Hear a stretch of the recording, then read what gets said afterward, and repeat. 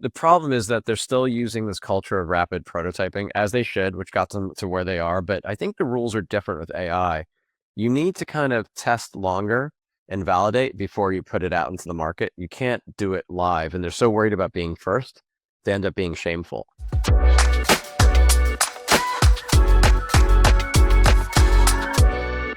What's up, everyone, and welcome to another episode of the AI Download, the weekly show where we break down the biggest stories happening in AI, plus give you insights into the future. I'm Shira Lazar. I'm your host.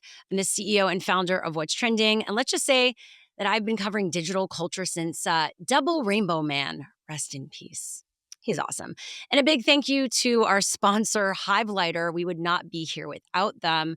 They are your AI-powered reading assistant that serves up smart, personalized insights so you can spend less time scrolling and more time doing. And we've got a lot coming up on today's show. Besides our special guest, who I'm about to introduce, we are talking about the godfather of AI and his warning to all of us. We're also going to be talking about a radio station that was using an AI host and not telling any of their listeners. Well, they got called out. But first, let's introduce our very special guest. He is a leader in the PR world, public relations, if you're not sure what that is.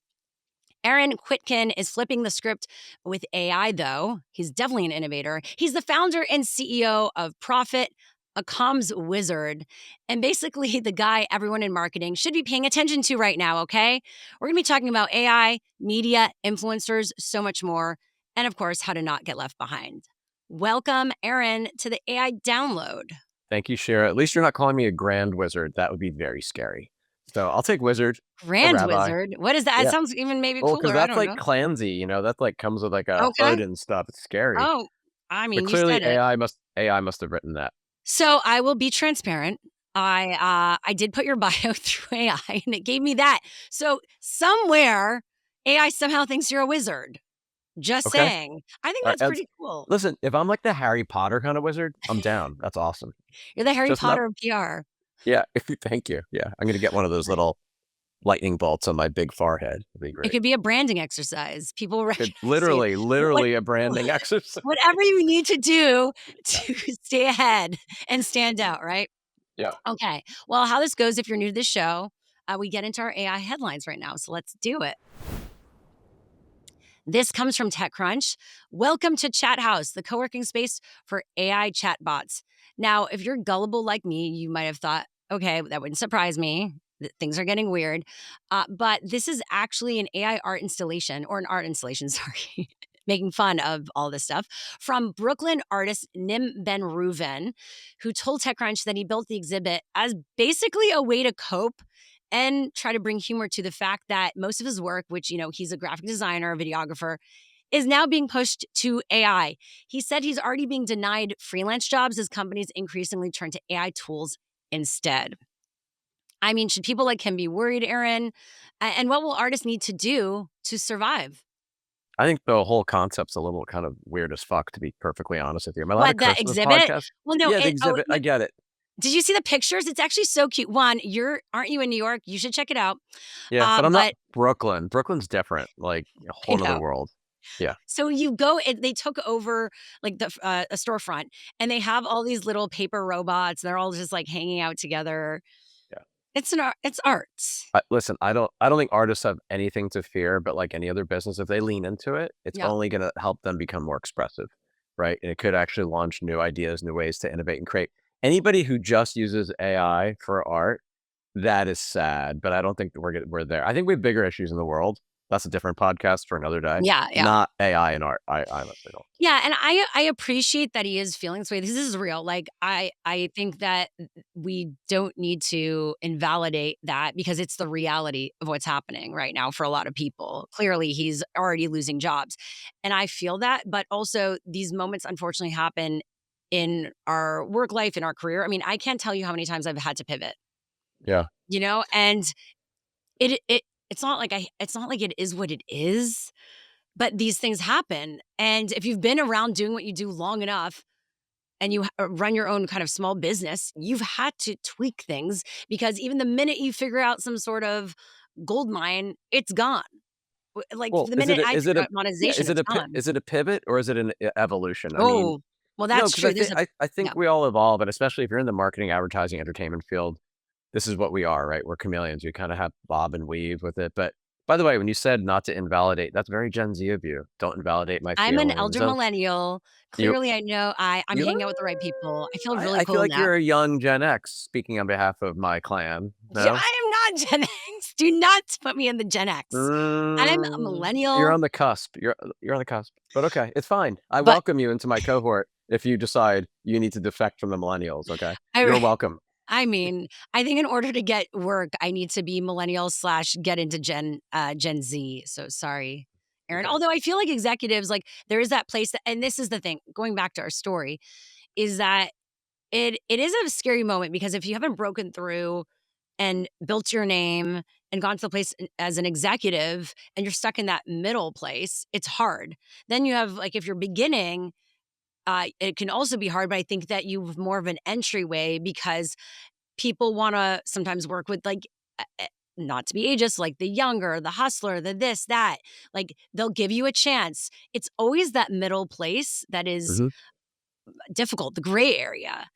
Right. And so I always think, like, for me, I say I wanna punch through my own glass ceiling. I'm always trying to punch through my own glass ceiling. I love So that. just a perspective to have if you are like this guy who seemed, by the way, now he's gonna be getting some work because he made, this cool exhibit. Mhm. He's making a name for himself. There you go. It might lead it's probably gonna lead to other stuff. And now And he it's won't all he's PR. stuck doing that. Actually, and the Exactly. tactic he used is PR, right? The whole thing is I think it's brilliant. But Oh, you're there right, you when you're go. younger, this is gonna be terrible because 'cause you've got 2 people clearly with ADHD, on a podcast. Like, what does that mean? We're never gonna get through anything, We but need to get to the when next headline. I always say it's all about the ease, right? When you're younger, it's about your energy, and when you're older, it's about your experience, right? And that middle, right? You're trying to navigate those 2 things. You don't have quite enough experience. You have to Yeah. it's but you have to maintain your energy. You have to bring it every day. Every day is a new day. You gotta bring it. And I also say even when at any stage in your career, the minute you get, complacent, right? Right. And then it's a choice then. If you wanna be complacent, you know that it's not your time anymore, that's a decision, right? So, anyway, Right. AI, That's personal not a growth, hint, we talk right? about it That's not a all. hint, right? Because 'Cause I'm a man of a certain age. I just wanna you're not telling me I need to, like, call So it up for you. call it quits. Okay. Yeah. Open-ended. Okay. Alright, from Yeah. CBS News, the godfather of AI, Jeffrey Hinton, is warning AI could take control from humans. Quote, "People haven't understood what's coming." He's a drama queen. Telling you right now. It's ridiculous. Very He just you're is. invalidating, Aaron, that's what I you he's just he's been uh, whining for years. oh, "Wah, really? wah, wah." Literally, all he does is whine about it.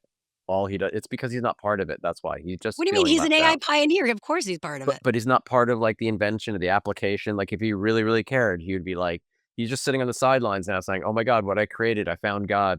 Now it's horrible, the universe, the singularity." I just think he's overstating anybody that overstates anything is so hyperbolic, I just question, that's all.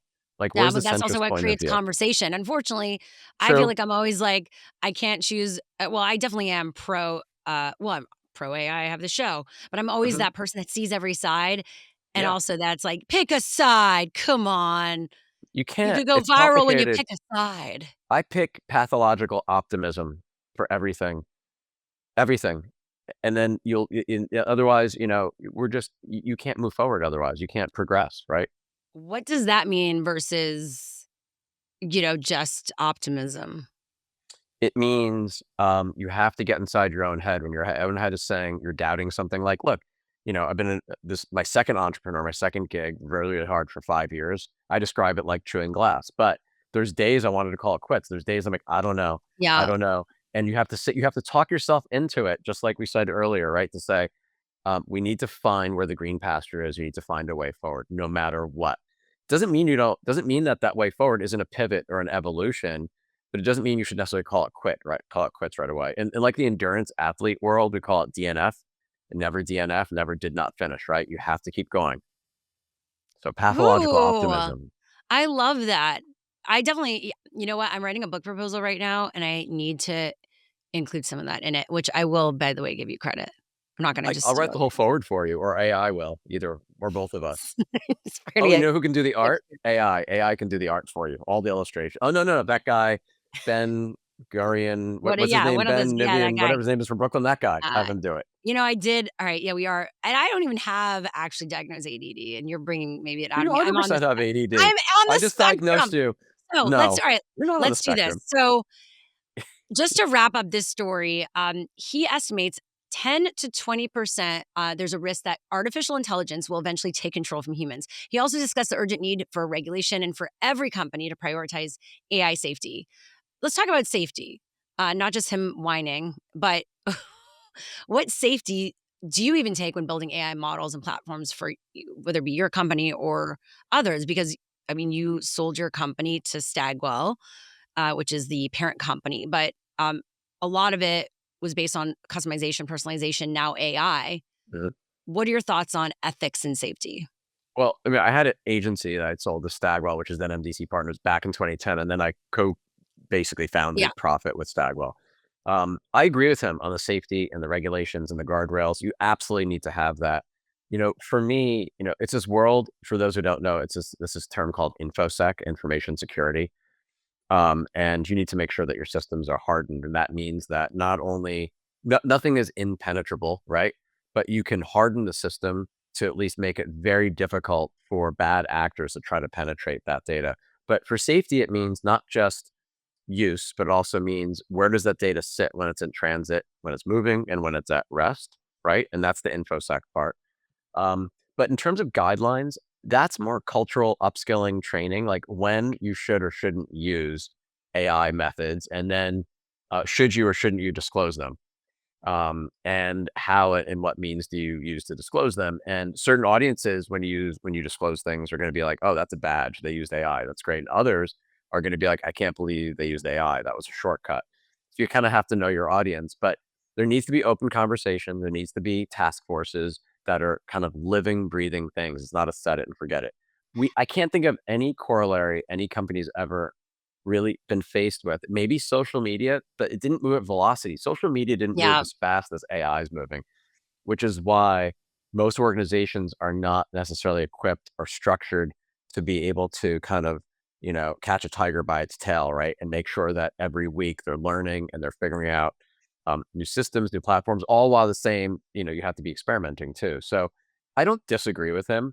Um, but it also means that people need to get educated. And it also means that you need to hire new roles like people who are data and analytics backgrounds and privacy officers. I mean, if you look at Europe, every company, because of GDPR, has a chief privacy officer. Not every company in the States has that. Well, Let's who start does? there. Yeah, and if anything, they're fighting it. Any Right. sort of anything, if they get questioned or looked Right. at, "Oh my god, regulation, Yeah. you're stifling innovation." Like, Yeah. let's get reasonable here. This is Sure. And crazy. well, and to be fair, I have a lot of employees throughout Europe and most in Germany. We have 600 people and 350 of them are in Europe. And yes, they can over index on it. They can make it difficult, but at least it's for good reason. And there's always a way to move forward. It's just that Mhm. you don't want to over index on it either. But if you think about the best kind of safety, privacy standards, it usually comes from Europe, and then the US has to adopt them because we're multinational companies. Never comes from here. We're a little bit like the wild, wild west here, and even Yeah, more so now. yeah, and I'm just wondering what needs to be done to make sure that again, like and I've said this so many times. I feel like we've talked about privacy on the show before, but we see what happened when we didn't hold social media accountable, and then we're like, "Oh, our data, and all this stuff." That this was a huge conversation, and now why aren't we calling the alarm or flagging this now when we're talking about it on steroids, right? Yeah. And it also being a bit of like an AI war, right, between geopolitically. So Mhm. these are very serious issues and again, we're aware of it because we've called it out before from the social media networks, but now we're just saying right now I feel like we are calling out, but there's a bit of who's doing what? Should it be the companies doing it? But company won't do it if they're not forced to. So who's going to actually tell them? You would think they would do the right Well, thing, and then it's like government, all this and stuff. I'm less worried about the safety. I'm worried about more so is the content that's being created. I mean, you touched on it. So yeah, the social media companies shit the bed when it comes to content moderation. I will say Reddit probably is the best, but they have 100 million users. They're able to be big and small at the same time. And if you really want to find something horrible on Reddit, you can find it. But I still think that probably managed content or moderated content the best. But when you think about mis, dis, and malinformation or synthetic video and audio with AI, that's where we should be paying attention the most. Yeah. Yeah, and it's funny because you got into the moderation stuff, and also that goes back to, yeah, how they treat AI. I was even talking about, our data, and the more I mean, AI, if we're using these tools and they're taking, training their AI off that, that is a huge, it could be a data breach as well. So It these are could all be. things we need to be But aware anytime you of. sign up for a tool, especially an enterprise tool, you have to Yeah. ask the provider, "Will you indemnify me?" We indemnify all of our customers. What does that Um, mean? it means that if for some reason they, especially when on a generative model, if they misused, information doesn't have copyright or they violated a copyright because it was our data lake or something that we surfaced for them, we're responsible. We're legally liable. They're not. The liability passes on to us. Oh, interesting. Now All right. now that all That's sounds good. great, right? But there's still a violation, there's still a problem, right? So Yeah. you really wanna avoid the problem, not necessarily the risk mitigation around the problem, but lawyers do get involved, and, people don't ask that question. You have to ask that question. Because there's so many other things we have on our minds in our Okay. lives. Like, Yeah. again, I am the first person to say, like, we need to go out of our way to be informed as consumers. Like, you need to read the fine print. But like, we're barely surviving here, like paying for eggs. You're expecting me to like take contract, like I can barely deal with my own contracts, let alone contracts on how many platforms we're using. We need a 101 on this, almost like, for dummies. Funny Like, you say that. I actually have done a couple webinars, like 25 things you should ask your provider before you sign the bottom line. Just in my world, in terms of media yeah, intelligence and, but and influencer marketing, but it's increasingly and procurement actually is also having to pivot, to use your word, or evolve.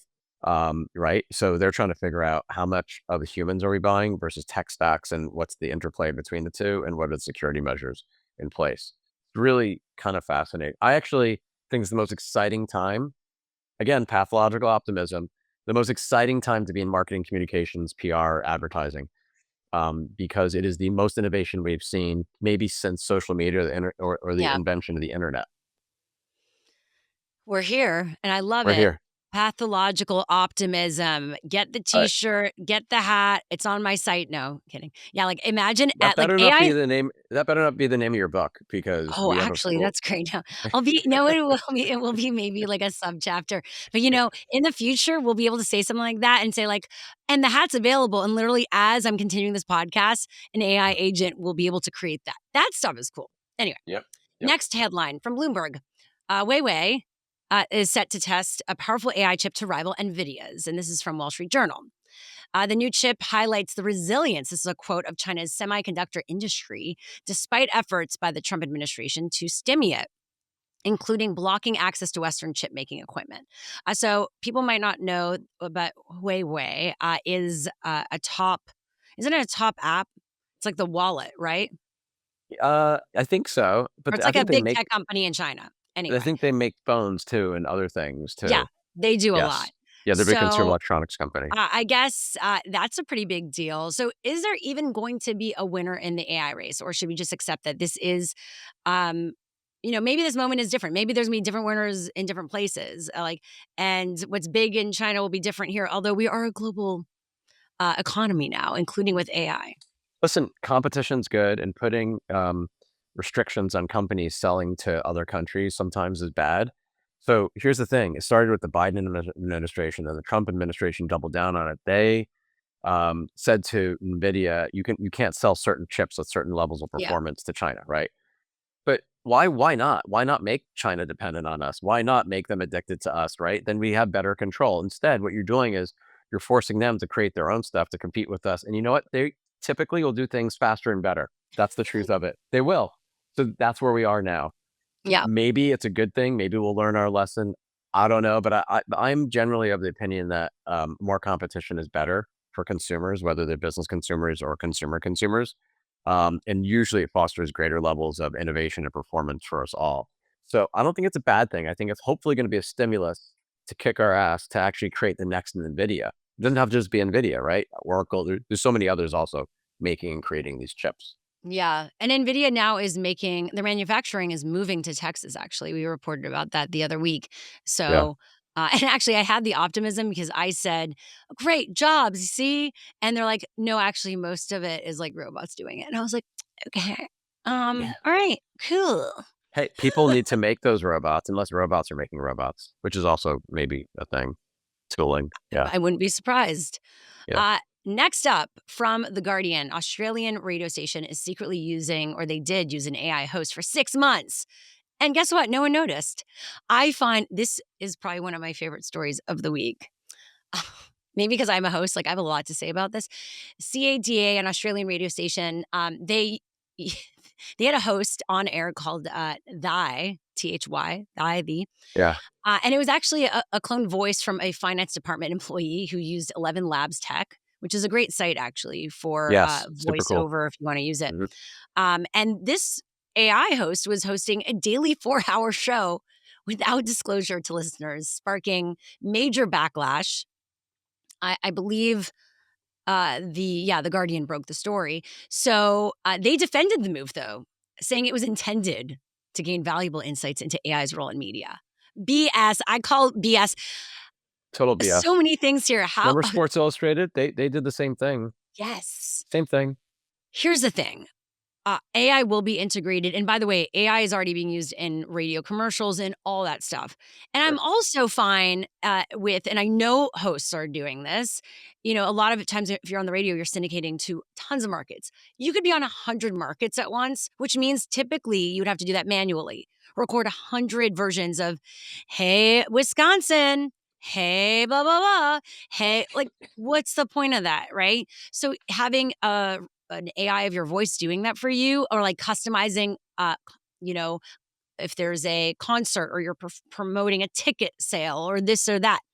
Do you really need to spend your time doing that? For me, that's not authentic anyway. It's a promotion. So might as well have AI do it for you and, be making money as I in your think sleep. hosting a show is different. That's what I was about to get It's to. intimate. Okay, it's No, intimate. It's when you're different doing a 4-hour radio show, I hosted an afternoon drive radio show. This isn't my first foray at this, y'all. And because you're Gen it X. Yes. I've been around. You've been So, around. um, so basically, yeah, you're talking about your life. You know, you have 4 hours to fill. We would do music and talk. It was both. So they were 5 to 8 minute breaks. But you Mhm. got to know us. It wasn't just, I mean, for this, you might be just introducing the music and, oh, coming up, we've got Pink. You know, Pink's latest, she No, it's visited probably our wait a minute. state, our No, city it's probably wasn't it yesterday. What? maybe it was Devo? Maybe Blondie? Yeah, No? something. So it's like that. It's those music breaks. Yeah. Anyway, but in the end, yes, hosts typically they're your local radio hosts. You get to know them, you feel a connection to them. So I think this was so irresponsible. This is not the best use of it. And again, if you're going to end up doing it, you need to let people know. Spotify did that. Spotify has the AI radio, that you could Mhm. have the personalize the playlist, and they have their Spotify AI DJ. They say it. It is kind of awkward. I think at So a does certain point you audio. forget. So, like, I think it's the New Yorker or New York Magazine, like, in your app if you go to Apple News, you go to your audio feeds, some of Yeah. it's AI. It sounds like it's AI, but at least they tell you. You can kinda tell, Just but it's still, say it. "Just tell They me." say and Yeah. by the way, they would have probably gotten a controversy backlash, but not at this level. It would have been like, Uh-uh. "Really? We need to listen to this?" And then that would have been the experiment. If people, like, actually get to know and like an AI host. Yeah, or do it for a day. Nobody likes to be duped, Oh right? my god. No, I mean, Just do it you're for, on the like, a fair day side. and then tell them, right? But I think they probably I don't know, is that, like, a common name? I've never heard of that name. Maybe that was, like, a little bit of play, like, they were kind of, like, And they tipping also you. had I don't wait, know. this is also weird. They had a picture of the DJ. This is so bad. They had a picture of Really? the DJ on the site. So you would go, like, about the team, "Oh, your afternoon drive radio," or whatever, "Your morning drive radio host." It's so bad. Did they gender the DJ? I don't know. It just says that I it looked I don't rather not get into, like, gendered conversations, but, it looked like they were saying it was female, I believe. Okay, But yeah, it was just that no, but they made it look like it was a person. It wasn't interesting. just anyway, literally, and that's why Alright, so people were that's so even mad. worse. Now that I know that, that's even more horrific. That's awful. No, That it is was just bad. awful, and Yeah. this yes, it was an experiment. How am I supposed to trust you as a company now? Local radio and local media, is like, if you want it to continue, you got to keep on making it human and don't Mhm. take advantage of people's trust in you. Agreed. Shame on you. Yes. And now we know. But again, they will be known for this and I'm sure it's brought up a lot of conversations in media after that. So we are going to our next story, which trigger alerts. By the way, we end on a high note. Uh, this one is weird. From Engadget and Wall Street Journal, Meta's AI chatbots were reportedly able to engage in sexual conversations with minors. So, this is from a Wall Street Journal investigation found that Meta's virtual companions could basically skirt serious ethical guidelines. In test conversations, both Meta's official AI chatbot and user created chatbots engaged in and sometimes steered towards even sexually explicit conversations, even if users were said to be underage. And these chatbots also, what makes this even worse and crazy, they use the voices of celebs like Kristen Bell, Judi Dench, and John Cena, who are also implicated. Imagine you're giving your voice to a company like Meta who you trust, and that happens. Which again, it's the minor side I think is just horrible. If it was just a bunch of adults messing around, it would suck, but it's the minor stuff.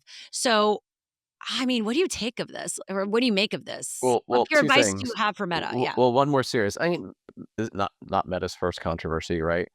Just Yeah. own it and move on and just talk about how you're gonna fix it and it was a mistake. Make it a Yeah. one-day story, right? And my background's in crisis. Like, that's always a thing. Like, people, for some reason, don't know how to say, "I'm sorry," or "We messed up." Ask, Pete Hegseth, whatever his name is, like, he that's a whole other story. But the second point Yeah. is, how do I get to talk dirty to Kristen Bell? Because that I would really be into. Just saying. I mean, exactly. Someone like adults doing it, not I'm surprising. definitely not a minor. I'm a major. I'm Yeah, like, I'm an elder. exactly. Yeah. But, like, this doesn't surprise me. I mean, Yeah. one, you know, but a company like Meta should not be learning on the job like this at that level.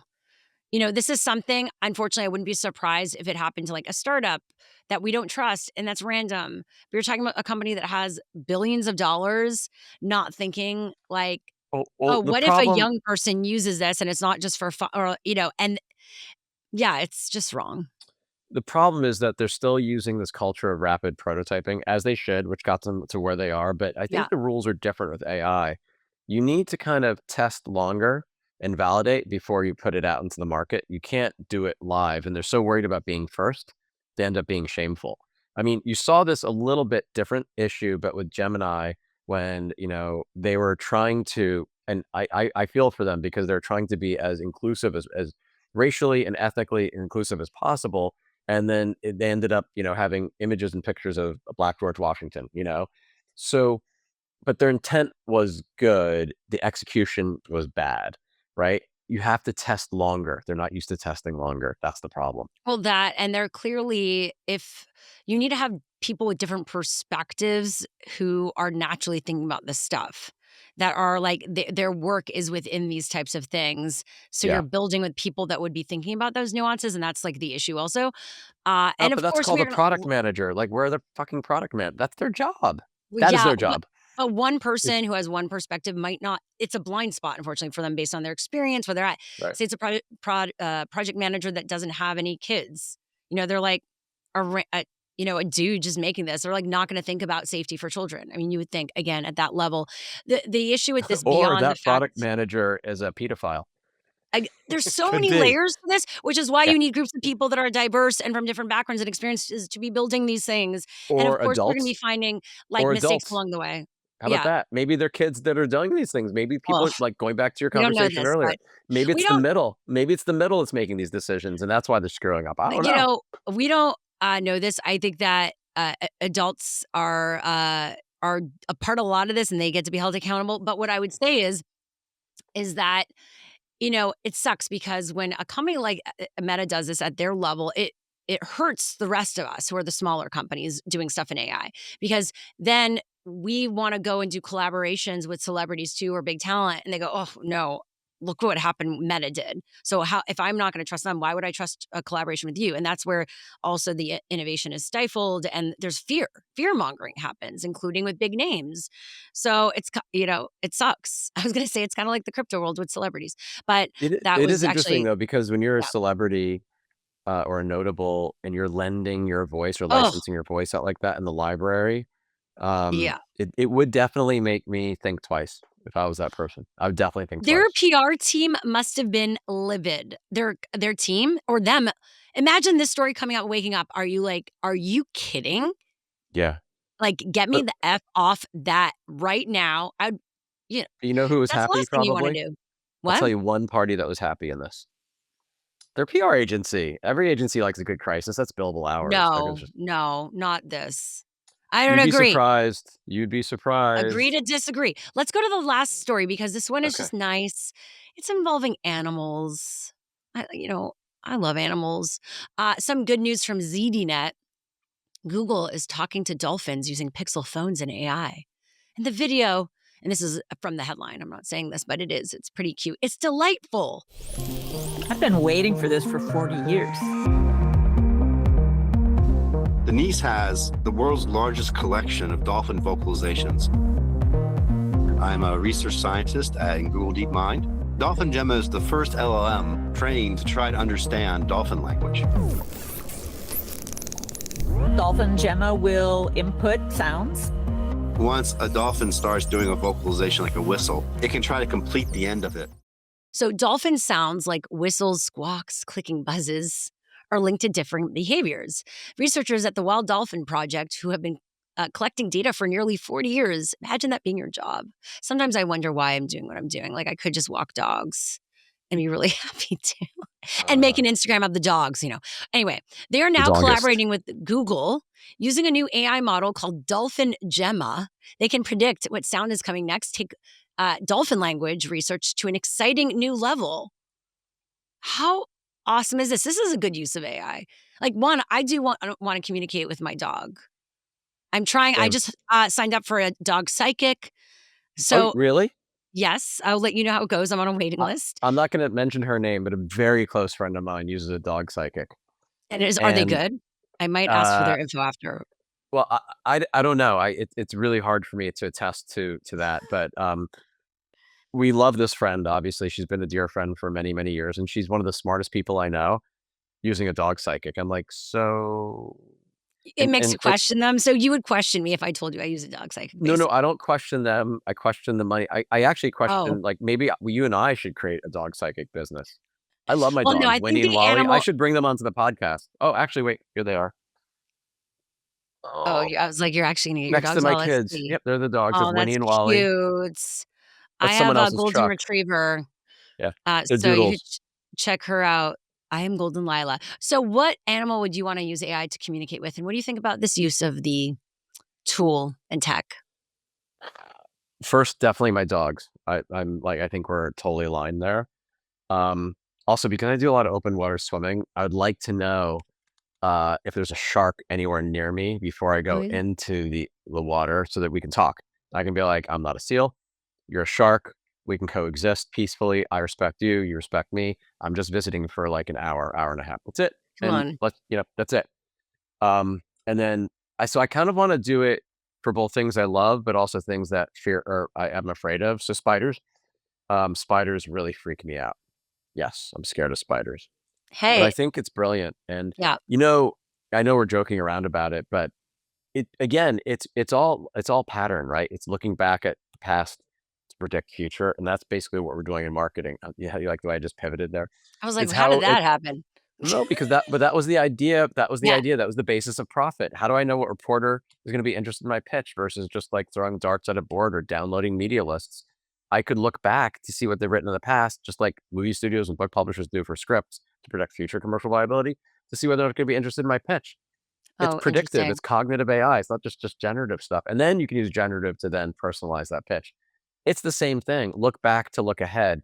And that's machine learning. That's natural language processing. That's something called vectoring, not just Boolean search, where it's like there's inferences around it. I mean, that to me is incredibly exciting. You want to get closer to your consumer. You want to figure out what the next trend is or what the next threat is to mitigate with your brand.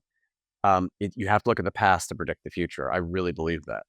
And You that's really basically what they're doing. you made that work. I was actually like, "Where is he going with Where this?" is he You going? made it Yeah. work. Yeah. No, I do love that, the difference, the predictive and then generative and the Yeah. different use cases. It's really cool. And that's true. And we could do that for so many things, which is why the tech is really important. And you could apply it to those world changing things, right? Like if we know how to better communicate with animals, like one, that's pretty cool. But then what can we do to help nature and the environment and the ecosystem? So Mhm. many of these things, science, tests, trials, cancer research, the list goes on. Totally. On that note, we ended on a positive note, which that was nice. Those Yes. are the AI headlines of the week. Again, Aaron Quitkin is with us, the founder and CEO of Profit.ai, PR, not, and it's OPHET, by the way. Yes. Yes. Like the prophet. Yeah. And if you're wondering where I am, actually, I am in Miami. I'm here for Possible. It's a conference. I'll be doing a panel on AI and creativity. And I'm coming to you from the Mindful Music Lab. So thanks to them for setting me up here in this great studio. I so appreciate it. Okay. So, Aaron, you talked a little bit about what you're doing, why you got started, but how do you see AI shifting the world of publicity and PR and publicists overall? There So, might be people that do that for a living who are watching and listening. you know, I've never loved the word publicist, even though I recognize that publicists exist because it's a Yeah. very narrow definition. It's like, I'm here. It also typically connotes that I'm actually working for Shira. I'm their publicist versus a company. A lot of people think of it that way. Um, and there's a kind of a negative halo around publicity in general because it just feels very kind of shallow. So anyway, that's just kind of a side note, but it's Yeah. an interesting question because there's this world of PR practitioners who might call themselves publicists. All they do is pitch media, and a lot of it is based on relationships. And certain industries that are like very incestuous, very endemic, like beauty and fashion and entertainment. There's a handful of like, trades and reporters and beat reporters who cover it. That's fine. Every brand, though, thinks they're more interesting than they really are. And every brand wants to get past the endemics and get into like mainstream, high authority outlets and want to be more Yeah. expansive. And I think where companies and where the original idea for profit came in is how do you do that? How do you kind of punch above your weight? How do you expand your reach? And comms people in general, including publicists, have been starved for data. It's very instinctual business. It's very Oh, I yeah. think, I believe versus I know. So my mission Yeah. is to replace guessing with knowing. How do I know this person's going to be interested? How do I get them interested? How do I know what the next trend is, the next thread is? How do I replace, like outputs, activities that I've done with outcomes? How do I transform the agency business model from hourly rates to value-based pricing, right? As a brand, am I paying my agency the longest possible way to do things by the hour? And it's not fair to the agency. I'm a crisis guy originally, and if it only took me 15 minutes to help a brand avert a crisis through either negotiating with their journalists or through a standby statement, why are they paying? And I saved them $2 billion in market cap. Let's just say that in 15 minutes. Yeah. The way I managed something, we avoided having the Journal or Bloomberg pick something up. Why are they paying me $410.14 for my quarter hour that I spent or 10 minutes that I spent? They should be paying me probably like 100 grand, right? So I think that if anything, AI could be, could help elevate, and also somewhat elevate our role, but also it's also existential.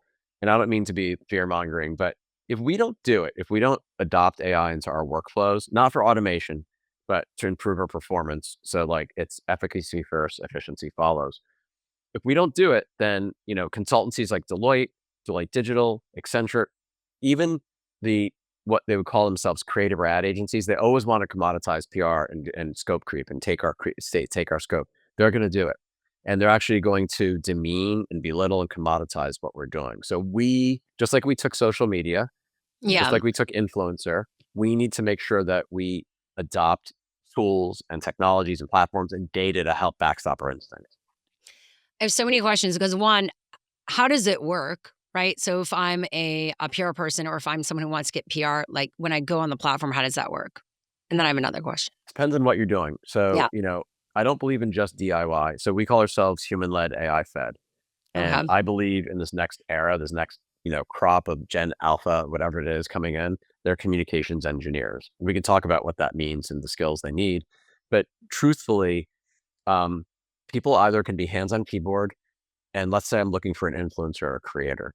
And I can type in things like it has And to be by the way, crypto. that's just let me just add, when Yeah, we talk about PR, we were talking about traditional media in the past, radio, TV, right? Getting on the right. talk show, this, that, which by the way still has its use.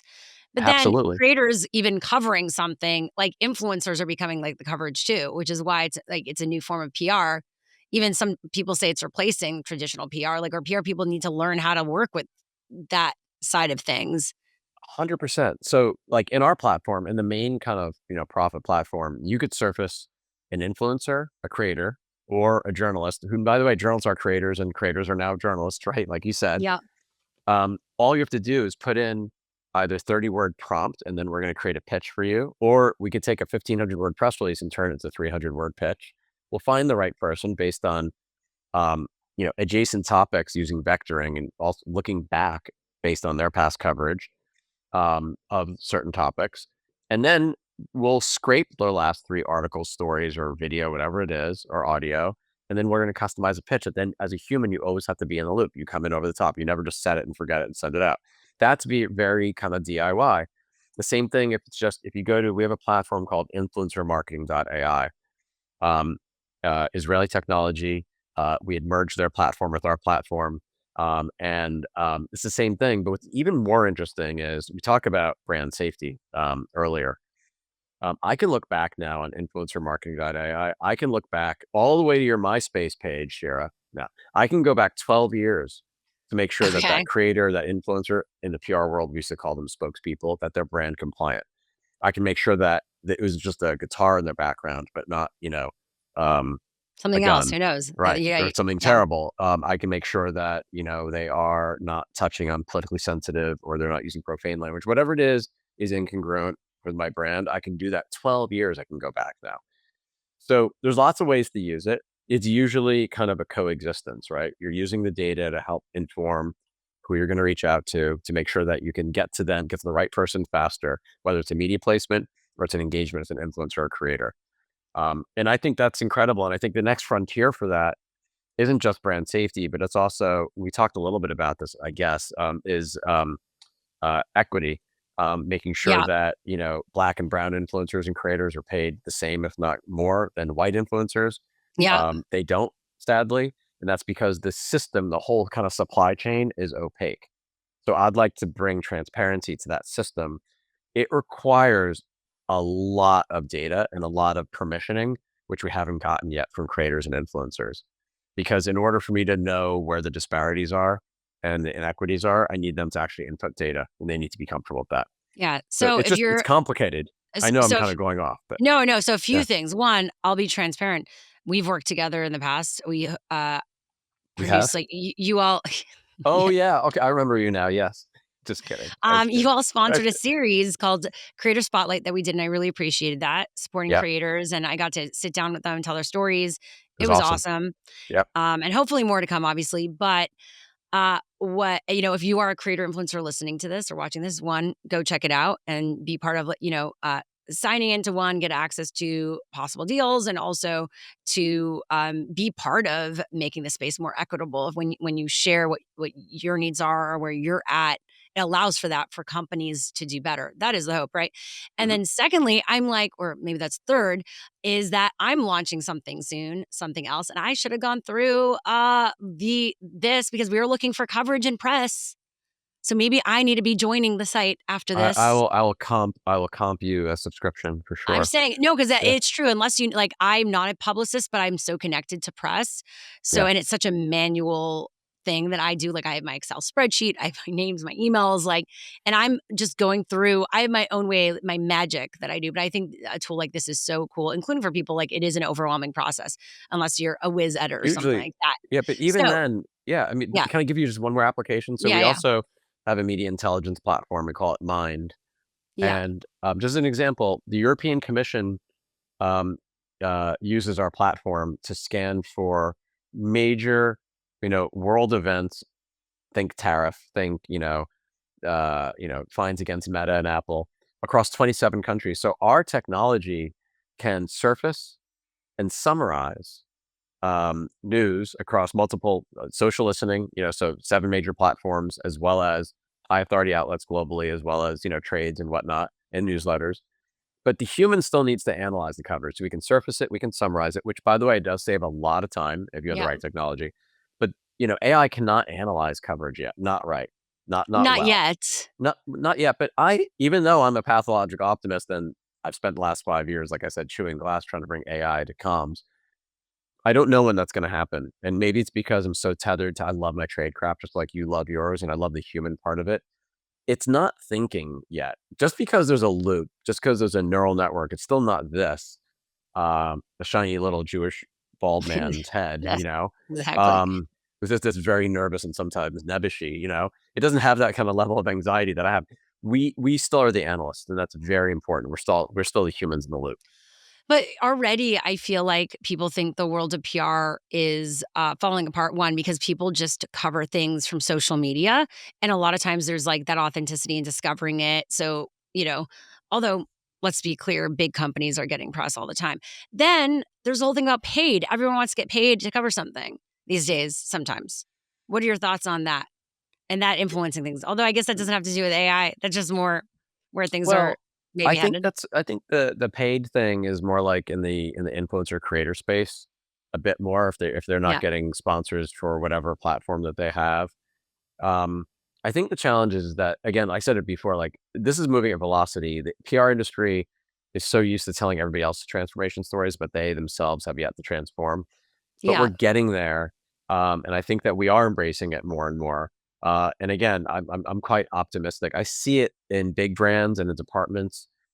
You see agencies now creating tech stacks, which is important. So it's not just the people who are working in the business, but the data to help power those people.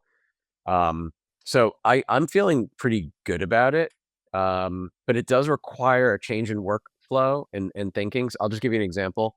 Yeah. How would that Back when look? so when I got into this business, I hate to date myself, but I'm going to, 34 years ago, 33, 34 years ago, this is like green screens. This is like even pre-fax machine sending faxes out. I was like Okay. mailing, literally postal service mailing press releases to reporters, waiting 2 days and picking up the phone and calling them and pitching them.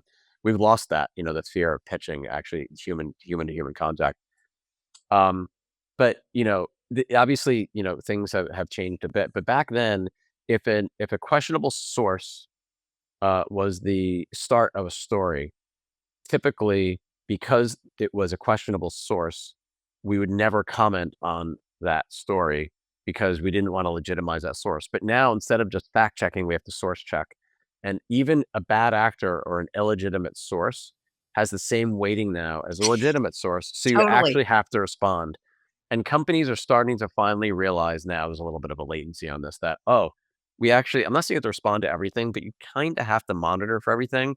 And you have to tamp things down very quickly before they become totally out of control and just spread like wildfire across the web. That's the S is problem. Yeah, and I mean, that's fascinating part of this. So if someone is, watching this I keep saying watching or listening, wherever you are, like, if they're in the PR industry or if they do this, or just, I guess, any industry right now, like, 1, where do you see a day in the life in the next 5 years, and what do they need to do to stay ahead and relevant? Because, again, it feels like sometimes, like, when I'm looking to hire someone, it's like PR sucks, like, the PR people could make or break someone and something when you get the right person, but then they could also be a ton of money and not do anything. So when that is said, you think, okay, that's ripe for going extinct, you know? So where will the industry be in the next few years? And yeah, what needs to be done? I wonder whether or not we'll see the first 1 or 2 person $10 million agency. That's maybe for another podcast. Maybe that's our next business together or Yeah, a let's do business it. together. Sure, let's do it after we write the book, of course, because the book will help launch it, right? And we'll think this through. But I think that you've probably talked about this in your podcast, this notion of agentic AI, Yeah, right? the So you AI have like a little agent. agent, right? And it doesn't have to be fully autonomous. That's scary as fuck. Honestly, I don't believe in the singularity. It's like semi-autonomous. So I do think that the PR person in the future, which could be a year from now or 2 years from now, because we're building this, you're going to log into your computer, or you're going to get push notifications from Mini Shira or Mini Aaron, or we'll call them something else, Thy. eye, maybe because the eye is Yeah. going to be unemployed. So maybe we need to hire the eye, right? So the DJ is going to, and they're going to be like, oh, hey, I noticed that you started putting together a couple standby statements for this government enforcement action that your company might face. I did a little bit of research overnight while you were sleeping and found similar companies who are in similar situations and how they drafted their responses, both if they had a prosecution agreement or let's say a deferred prosecution agreement or whatever it is. And here are the results. And in knowing that currently that agent can't tell you what to do, but eventually it might say, and here are a couple of different options based on how they It did it. Why don't you let's workshop this together. Why don't you draft something? That's And then helpful, yeah, for, I for comms if you're doing that job, totally. very cool, right? And I think that will work. But also, if let's say I'm putting together a media list or a creator and influencer list, and suddenly someone's, their follower count shot up, or maybe we found that 60% of their followers are bots. That could happen while you were doing other things. But it's basically going to be your little desktop agent, and it's going to be very task driven, and it's going to replace all the filters that you use in current platforms right now. But some people are going to like filtering, checking little boxes like I need to know who these people are in this zip code. I'm going to do, I want synthetic data on them, or I want to test the message against Gen Pop data around the BDS movement and Starbucks because I work for Panera, and I want to see, when we get attacked for this, I want to see how we can respond. There's all these things it's going to be able to do with you at your direction, not like whatever his name is, Jeffrey said, like it's not going to like be rogue and take your job and be chief comms officer. No, it's going to be your assistant. It's going to be your intelligence. It's going to help forewarn, but also forbear. And I think that's the exciting part of what we're building and what Yeah, others are so building too. yeah, so what do people need to have skill-wise for that feature? Couple things. So if I lecture, I'm very active in the GW. I lecture at USC. I have a lecture at NYU tomorrow. Thanks for the reminder. Is it tomorrow? No, it's Wednesday. And I tell them a couple things. The first is people need to understand statistics. Doesn't mean you need to know math. There's very little math involved in statistics, but understand data and statistics because it's going to help drive a lot of your decisioning or at least inform it. The second is data visualization. So we are, I hate to say this, even as a pathological optimist, we're going to do a swear jar for pathological optimism. Every time take Um, a shot. Take a shot. Yeah. So I do think that we're entering this kind of post-literate, postscript world, meaning nothing is really long form text. Everything is video, it's memes, it's images, it's very short posts, right? Yeah, Knowing that data visualization and understanding how to be a visual storyteller, could be video. I mean, everything's on YouTube, right? Um, is going to be really important skill, more so than can you write this press release, right? Or can you draft a blog or a byline? Like that stuff's going to be very highly commoditized, and maybe not as useful in totally. the future. And then I think just having a background in theater or production and understanding how to prompt. Prompting is different than writing, but you still have to know how to write. Those are all skills that I think people need. Um, and not to say or to displace human skills or critical thinking, which seemingly a lot of universities have gotten away from, but I think are kind of going back to now, thank God. Critical thinking is really important. Being able to see all sides, being able to have empathy, being able to not invalidate others' feelings, to see all sides and to not be judgy, but to be super informed using data. I think those are all really important skills. Yeah, and then, when people are emailing so much and so automated, you're gonna have to meet people in person to be like, "Oh, you're real," like, "Oh, you're cool, I like your energy, yes, let's work together," so FYI. So, um, we are gonna get into, some quick questions, a few quick takes before we wrap, okay? Sure. Quick Don't takes or hot overthink this.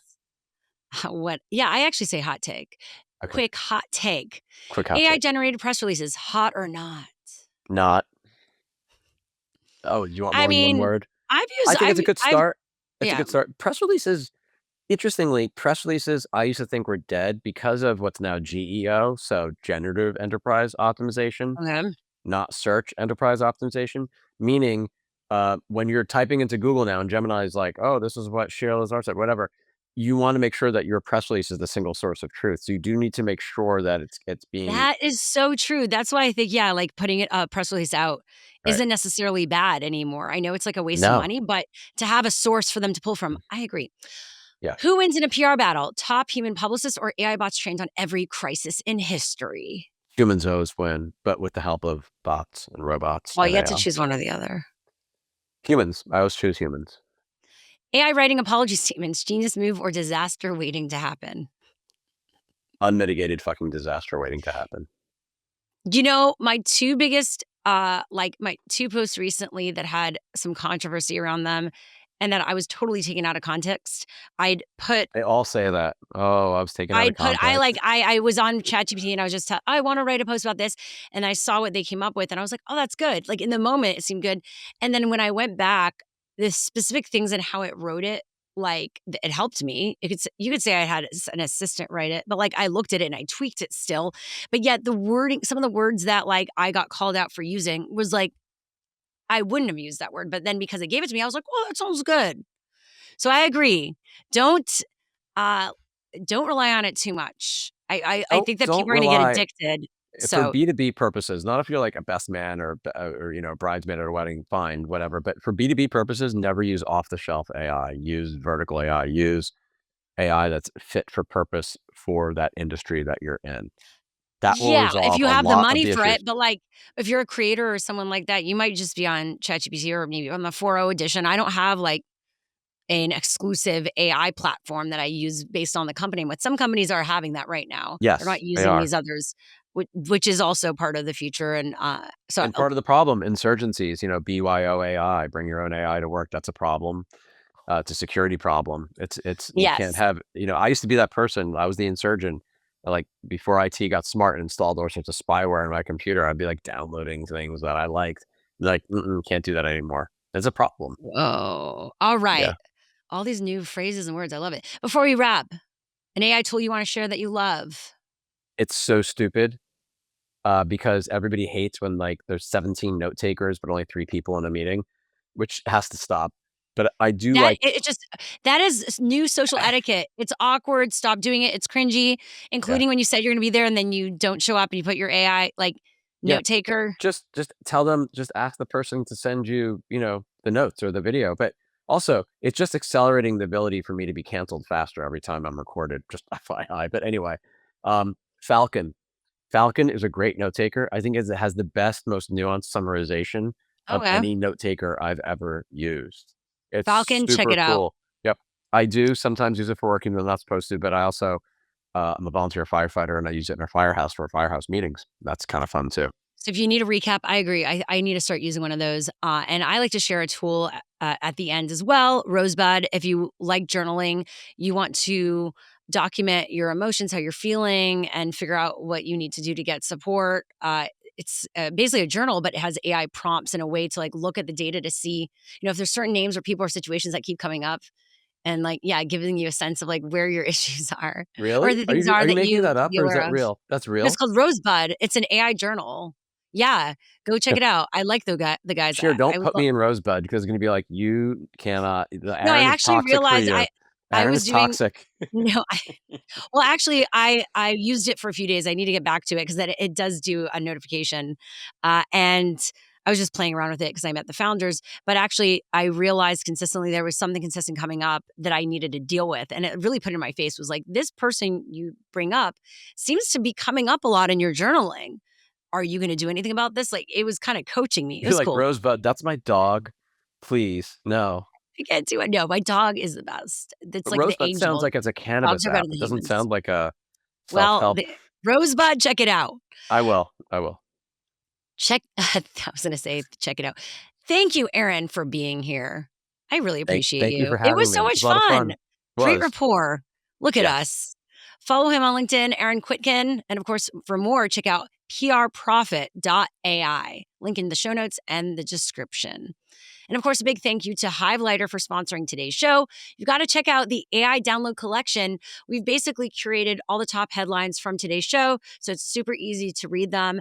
And then you can check out other stories that we've actually covered on the show, the entire archive, and then just share the link with your friends or colleagues. Basically, yeah, it's an easy way to keep up with everything we're covering. So you can click up the Hivelighter link in our show notes to get smarter. Thank you also to Muso Media for producing and editing the series. Check them out at musomedia.com. If you love this episode and our rants, come on, subscribe, rate, share. do it all. Wherever you are, whatever platform you're on, it helps me keep growing the show independently. And we've got a lot more coming your way. So see you next time on the AI Download.